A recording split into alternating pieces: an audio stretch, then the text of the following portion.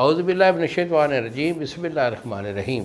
شروع اللہ تعالیٰ کے بابرکت اور پاک نام سے جو اپنے بندوں پر بہت ہی زیادہ اپنے ہی حبیب پاک کے صدقے ہمیشہ سے ہم سب پر رحمت خاص فرمانے والے ہیں۔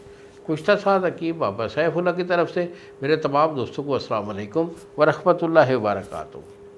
جی تو دوستو، آج میں خاص طور پر میرے جو نونہار ہیں، میری جو نوجوان نسل ہے، ان کو ایک خاص بیماری ہے جس کو کہتے ہیں موشزنی۔ کہنے کے لیے تو موشزنی ہے، لیکن اس کا طریقہ ہے بے شمار ہوتے ہیں۔ ہاتھ سے بھی منی کا اخراج بچے کرتے رہتے ہیں، اس کے بعد مختلف طریقہ ہے سے بھی منی کا اخراج ہوتا ہے، اقلام بازی بھی کرتے ہیں۔ دیکھو بیٹا، یہ موشزنی ایک بڑی کبھی حرکت ہے، بہت غلط ہے۔ ہر بندہ ہی اپنی فطرتی طور پر اپنے اس جرم کو کرتا ہے، اور پھر اس کو سمجھتا بھی ہے کہ یہ ایسا جرم ہے کہ جو علیحدگی میں ہوتا ہے۔ کبھی کوئی کسی کے سامنے کو موشزنی نہیں کرتا، ایسی بدکاری کو کسی کے سامنے نہیں کرتا، چپ ہی کرتا ہے نا۔ تو فطرتی طور پر خدا تعالیٰ ہر بندے کو یہ شعور دے دیتا ہے کہ یہ ایسا جرم ہے کہ جو تنہائی کا ہے، اکیلے میں کرنا ہے اور چھپ کے کرنا ہے۔ تو بیٹا بہت غلط ہے۔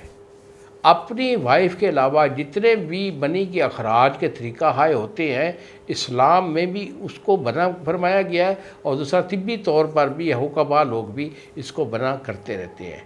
اور آپ معاشرتی طور پر بھی جانتے ہیں کہ یہ چیز غلط ہے، کیونکہ فطرت آپ کو بتا رہی ہے کہ یہ جرم ہے اور غلط ہے، اسے نہیں کرنا چاہیے۔ لیکن پھر بھی جو بچے ان لذات میں پڑھ کر لگاتار وہ کچھ عرصہ تک لگے رہتے ہیں، تو پھر ان کے بہت سارے ایشو آ جاتے ہیں، جس کی وجہ سے ان کا نفس چھوٹا یا پتلا ہو جاتا ہے، ٹیڑھا پن آ جاتا ہے، کیونکہ نفس کی رگوں میں اس کی جو وینیں ہوتی ہیں ان میں فالج ہو جاتا ہے، جس کی وجہ سے ان کو ٹیڑھا پن آ جاتا ہے۔ ٹائمنگ نام کی کوئی چیز ان لوگوں میں نہیں ہوتی، کیونکہ قطرے بے شمار آتے رہتے ہیں، معدہ پانی کی طرح پتلا ہو جاتا ہے، گردے ان کے مفلوج ہو جاتے ہیں، ڈیمیج ہونے کی وجہ سے وہ منی کو اور پیشاب کو کنٹرول نہیں کر پاتے، جس کی وجہ سے انہیں پیشاب کی بھی زیادتی ہوتی ہے اور منی کا بھی ان کو اندر کنٹرول بہت کم ہو جاتا ہے۔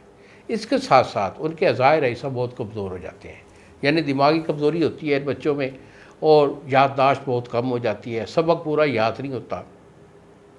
اعصابی کمزوری آتی ہے تو ان کے اندر تھکاوٹ بہت آ جاتی ہے، جسم میں دردیں ہوتی ہیں، کمر میں درد ہوتی ہے، گھٹنوں میں درد ہوتی ہے، بازوؤں میں درد ہوتی ہے، چلنے پھرنے سے یہ لوگ گھبراتے ہیں، بہت اجتناب کرتے ہیں، دل ان کا پھڑکتا ہے، سانس ان کا پھولتا ہے، معدہ ان کا خراب ہوتا ہے۔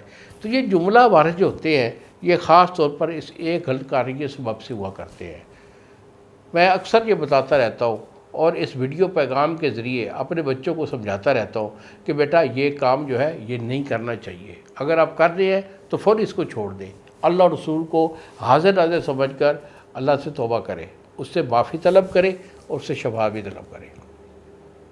اگر میرے بچے میں کوئی ایشو ہے تو بیٹا اس کا علاج میرا گارنٹیڈ ہوتا ہے، 2 مہینے کا میں ریگولر علاج دیتا ہوں۔ میرے پاس آنا چاہیں تو جنگ شہر کے اندر یہ میرا دواخانہ ہے، میرے سے ملیں، آپ کا علاج کروں گا۔ آپ نہیں آ سکتے، دور کے رہنے والے ہیں، یا آپ کا کوئی بھی ایشو ہے نہ آنے کا، تو بیٹا کوئی بڑی بات نہیں، یہی میرے 2 نمبر ہیں جو سامنے اسکرین پر آ رہے ہیں، مجھے فون کال کریں، دوائی میں آپ کو روانہ کروں گا۔ 2 مہینے کا علاج ہے، پرہیز کے ساتھ میرا علاج کر لیں، اللہ کے حکم سے انشاءاللہ یہ آپ کا مرض ہمیشہ کے لیے ختم ہو کر آپ ہمیشہ جو ہے نا بالکل شیر دل بن جائیں گے۔